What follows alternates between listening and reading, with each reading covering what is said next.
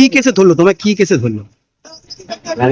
হ্যাঁ, বজবজের পালিয়ে থাকা 12 নম্বর ওয়ার্ডের তৃণমূল কাউন্সিলর ভীতি প্রদর্শন এবং প্রাণনাশের হুমকির অভিযোগে গ্রেফতার। দক্ষিণ 24 পরগনার বজবজে ভোটারদের ভয় দেখানো ও প্রাণনাশের হুমকির অভিযোগে গ্রেফতার হলেন বজবজ পুরসভার 12 নম্বর ওয়ার্ডের তৃণমূল কাউন্সিলর মিঠুন টিকাদার। এর আগেও মিঠুন অতীতে দুবার গ্রেফতার হয়েছিলেন।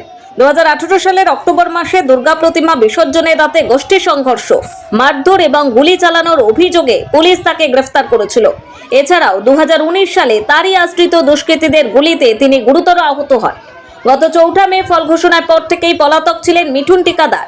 বিভিন্ন ব্যক্তির করা অভিযোগের ভিত্তিতেই বজবজ থানার পুলিশ মিঠুনের মোবাইল নম্বরটি ট্র্যাক করতে শুরু করে, আর তাতেই মিলে সাফল্য। মোবাইল নাম্বার ট্র্যাক করে পুলিশ জানতে পারে গতকাল রাতে বজবজ পুরসভার 20 নম্বর ওয়ার্ডের চিত্রিগঞ্জ হপ্তা বাজারে তার অনুগামী কোনো এক যুবককে টাকা দিতে আসার কথা বলা হয়।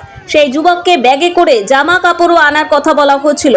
সেই মোবাইল নাম্বারের সূত্র ধরেই গতকাল রাতে চিত্রিগঞ্জ হপ্তা বাজার থেকে অবশেষে তাকে গ্রেফতার করা হয়। পালিয়ে গিয়েও শেষ রক্ষা হলো না মিঠুনের। আমার নাম শশী সিং, 2 নম্বর ওয়ার্ডের বাসিন্দা আছি আমি। আমার অভিযোগ, উনি যে অত্যাচারটা করেছেন আমাদের পুরো বজবজ জুড়ে, শুধু 12 নম্বর ওয়ার্ড নয়, পুরো বজবজ জুড়ে যেখানে বাড়ি হতো সেখানে উনি গিয়ে টাকা তোলা, কার বাড়ি ছাদ ঢালাই হচ্ছে তার জন্য ওনাকে 1 লাখ টাকা দিতে হবে, কেউ জমি কিনছেন তার জন্য ওনাকে টাকা দিতে হবে, কেউ বাড়ি জমি কিনে গেট বসাতে যাচ্ছে তার জন্য টাকা দিতে হচ্ছে। প্লাস ওনার সঙ্গপঙ্গ যে ছেলেগুলো ছিল তারা লোকের বাড়িতে গিয়ে অত্যাচার, ভোট দেওয়ার সময় বাড়িতে ভোট দিতে হবে না, এই ভোটে ওনার বুথে স্কেল মারা ছিল। যে মহিলা বলতে গেছে তাকে রাস্তায় ফেলে লাথি জুতো দিয়ে মারা হলো। তার থানায় কমপ্লেন দেওয়ার পরেও প্রশাসন কোনো স্টেপ নিচ্ছে না তার এগনেস্টে। আমরা চাইবো যে উপযুক্ত শাস্তি হোক। আর দ্বিতীয় কথা, ওনাকে পুরো বজবজময় ওনার যে চরিত্রটা আছে, যে পুরো বজবজে ঘোরানো হোক আর ঘুরিয়ে দেখানো হোক ওনাকে। যে কাটমানিটা যে নেওয়া হচ্ছে ওই টাকাগুলো আমরা চাইছি যে একটা লোক সমাজে ক্যাম্প বসিয়ে যাদের কাছ থেকে টাকা নেওয়া হয়েছে তাদেরকে সেই টাকাগুলো ফেরত দেওয়া হোক।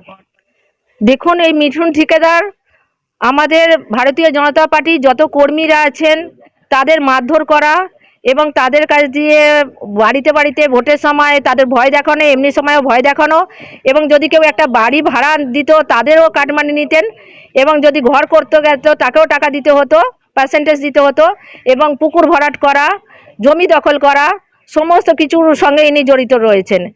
এতদিন আপনারা তো এই সমস্ত কোনো প্রতিবাদ কোথাও করেননি?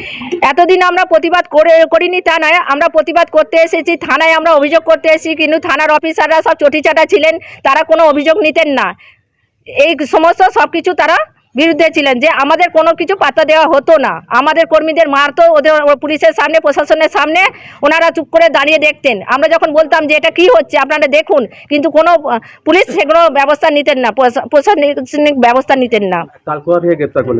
কালকে ওনাকে চিত্রগঞ্জ বাজার থেকে ওনাকে অ্যারেস্ট করা হয়েছে। উনি কাউকে ফোন করেছিলেন যে টাকা নিয়ে আসার কথা, এবং সেই টাকাটা তিনি হাতে নাতে যখন দিতে যাচ্ছেন সেই সময় আমাদের প্রশাসন থেকে ওনাকে অ্যারেস্ট করা হয়।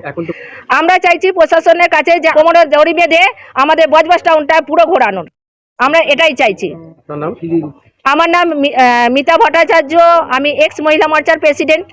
যদিও পুলিশের পক্ষ থেকে এখনো পর্যন্ত নির্দিষ্ট কোন কোন ধারায় তার বিরুদ্ধে মামলা রুজু করা হয়েছে এবং সেই রাতে তার সঙ্গে আর কারা কারা ছিল সেই ব্যাপারে কোনো কিছু পরিষ্কারভাবে জানানো হয়নি। তাকে আজ আলিপুর আদালতে পেশ করছে পুলিশ। কার বা কাদের মদতে এতদিন মিঠুন পালিয়েছিল এবং তার সাহায্যকারী কারা ছিলেন সব বিষয় খতিয়ে দেখতে মিঠুনকে বজবজ থানার পুলিশ নিজেদের হেফাজতে নেওয়ার আবেদন জানিয়েছে। বজবজ থেকে টিনা রায়ের প্রতিবেদন, খবর 7 দিন।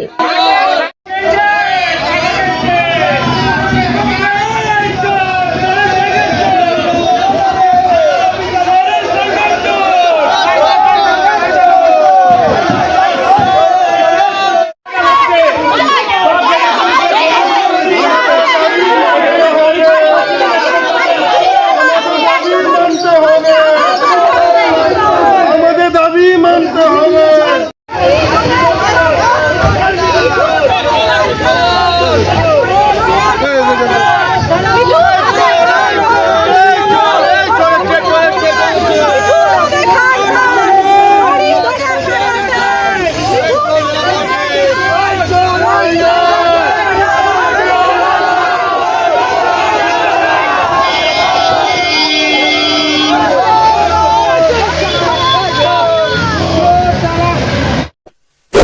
এমনই তাজা ও গুরুত্বপূর্ণ খবর পেতে খবর শোধন চ্যানেলটি সাবস্ক্রাইব করুন এবং নোটিফিকেশন পেতে বেল আইকনটি টিপুন।